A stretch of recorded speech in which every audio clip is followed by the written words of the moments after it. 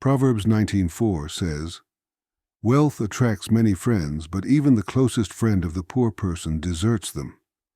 And again in Proverbs 19:6, Scripture tells us, "Many curry favor with a ruler, and everyone is the friend of one who gives gifts."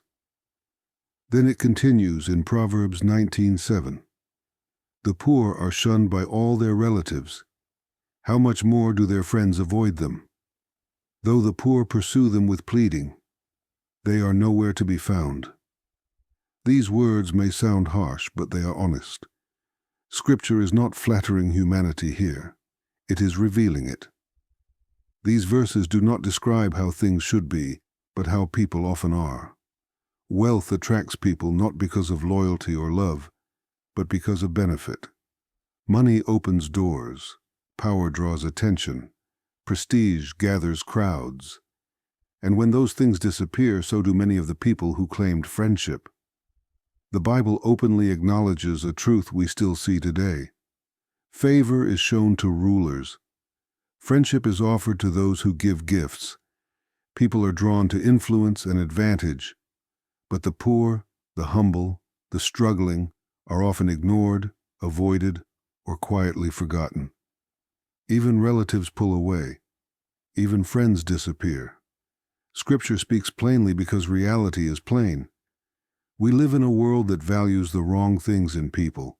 Worth is measured by wealth, by influence, by social status, by prestige. The powerful are admired. The successful are praised. The humble are overlooked. The poor are often frowned upon. Wealthy people are idolized and celebrated, while those with little are treated as if they have little value. Scripture spoke this truth long before our modern world ever existed.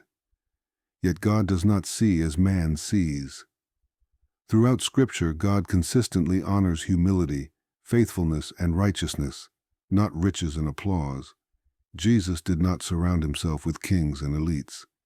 He walked with fishermen, the sick, the outcast, and the poor. He blessed the meek. He lifted the lowly. He warned that riches often harden the heart, and that friendships built on gain are shallow and temporary.